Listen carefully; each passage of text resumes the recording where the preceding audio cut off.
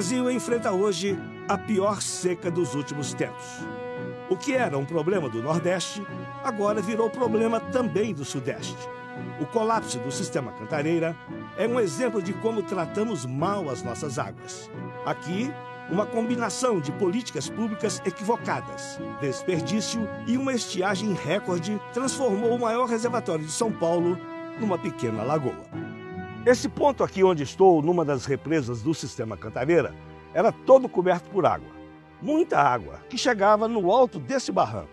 Tudo utilizado no abastecimento de cerca de 6,5 milhões de pessoas na região metropolitana da capital paulista. Todo o sistema Cantareira armazenava alguma coisa em torno de 980 bilhões de litros d'água. Hoje, as represas estão praticamente vazias. A crise da água atinge também o Rio de Janeiro. Os 4 reservatórios do Rio Paraíba do Sul, o principal rio que abastece o estado, estão com o volume mais baixo de toda a história. 2 deles estão no limite do volume morto. A falta d'água não significa apenas torneira seca. Em Minas Gerais, 2 das maiores hidrelétricas brasileiras, Furnas e Três Marias, sofrem com a falta d'água. O país é obrigado a usar energia térmica, mais cara e poluente. São vários os motivos para essa escassez de água. A pior seca dos últimos 84 anos. Falta de planejamento e de gestão dos recursos. Mas, principalmente, é a natureza reagindo contra o que andam aprontando com ela por aí. E não é de hoje. Você sabe, por exemplo, o que a falta de água em Minas, São Paulo e Rio tem a ver com a Amazônia, que fica a mais de 2.000 quilômetros de distância? Pois é, tem tudo a ver e você pode nem perceber que está tudo interligado. A começar pelo crime ambiental de devastação da maior floresta do mundo. A Amazônia bombeia umidade para a atmosfera e essa umidade vai se transformar em chuva nas regiões sul, sudeste e centro-oeste do país. Quanto maior o desmatamento, menos umidade, portanto, menos chuva. O Brasil perde todos os anos milhares de quilômetros de florestas e matas ciliares. Matas que deveriam proteger nossos rios. A exploração predatória da madeira, o avanço da pecuária e da agricultura nessas áreas provocam alterações na distribuição das chuvas. Chove menos onde deveria chover mais. Chove demais em regiões onde isso não acontecia. Os transtornos são inúmeros.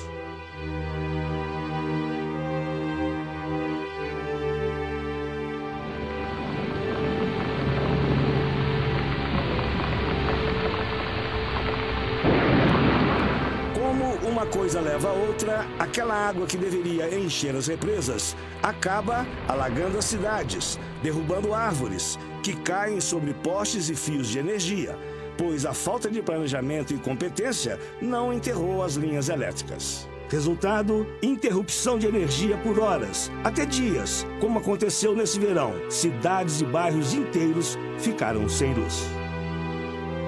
Os sinais param de funcionar por causa de qualquer chuvinha. A falta de energia, que em si já é um transtorno, complica ainda mais o trânsito, ele que já é sempre complicado. Agora, por exemplo, eu estou aqui dirigindo um carro que pode chegar a 250 km por hora. Talvez eu chegasse mais rápido se eu tivesse montado a cavalo. Tudo isso revela um outro grande problema. A opção de políticas públicas que privilegiam o transporte individual, uma total inversão de prioridades. O resultado é desastroso.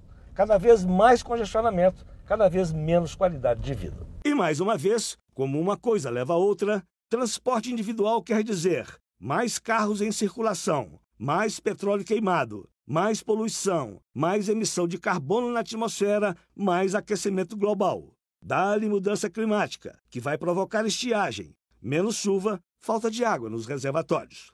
Aí você abre a torneira, cadê a água? É para priorizar o uso sustentável dos recursos naturais que existe o Partido Verde, um partido necessário nesse nosso século XXI. O PV defende uma combinação de ideias: ecologia, democracia, justiça social e cultura de paz. A democracia, os direitos humanos, a cultura de paz são essenciais na construção de um mundo mais justo e mais equilibrado.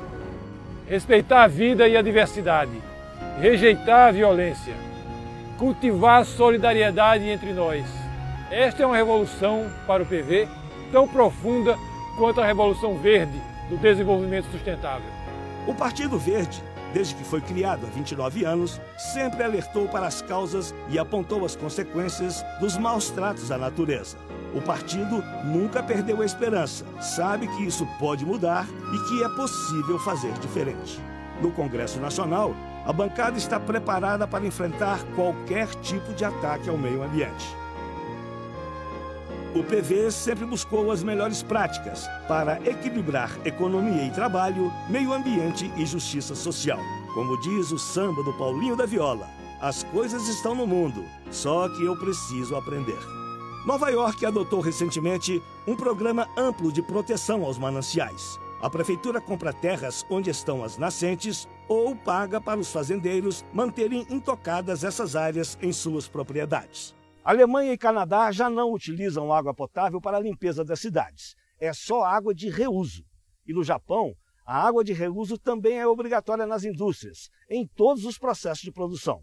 Aqui no Brasil, o Partido Verde tem o maior orgulho de ser o pioneiro em várias iniciativas. A capital paulista foi a primeira a adotar as águas de reuso para molhar jardins, lavar monumentos e ruas. Lei do vereador Gilberto Natalini, do Partido Verde. Em Niterói, a lei manda que os prédios novos tenham sistemas para reciclar a água de chuveiros, banheiras, pias, tanques e máquinas de lavar. Nos condomínios que já seguem a lei, a redução na conta d'água chega a 60%.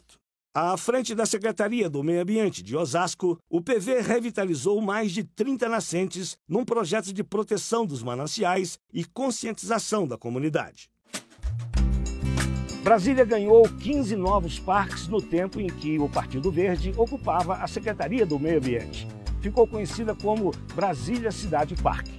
Essas áreas protegidas abrigam nascentes como essa aqui, que ajudam no abastecimento do Distrito Federal. E são áreas também que protegem parte da fauna e da flora do Cerrado. Nos grandes centros urbanos, o cuidado é também com os animais de estimação. Por iniciativa dos Verdes, São Paulo tem hoje 2 hospitais públicos para cães e gatos. Pioneiro no respeito à diversidade, o Partido Verde foi o primeiro também na defesa da igualdade de gêneros. O Partido Verde incentiva a participação de mais mulheres na política partidária. A mulher sempre teve lugar no PV.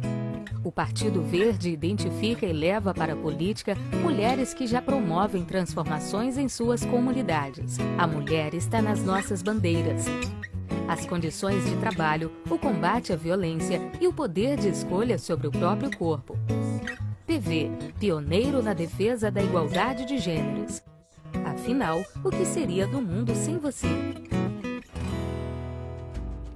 O Partido Verde sabe que é preciso cuidar também das nossas cidades. 80% dos brasileiros vivem hoje nas cidades. Aqui nascemos, crescemos, estudamos, trabalhamos, amamos, temos filhos e nos divertimos. Por isso, o Partido Verde acredita que o modo de vida nas cidades é uma prioridade política. Precisamos conciliar desenvolvimento e meio ambiente, com mais educação, mais segurança, mais trabalho, mais mobilidade e mais qualidade de vida. É chato quando alguma coisa acontece e alguém diz, eu bem que avisei. Pois é, o Partido Verde sempre foi aquele chato a alertar para as consequências das agressões à natureza. Um partido sem medo de enfrentar o conservadorismo. Avisamos que a conta pela irresponsabilidade chegaria e chegou. A atual escassez de água nada mais é que a natureza cobrando a fatura. Alertamos e apontamos caminhos.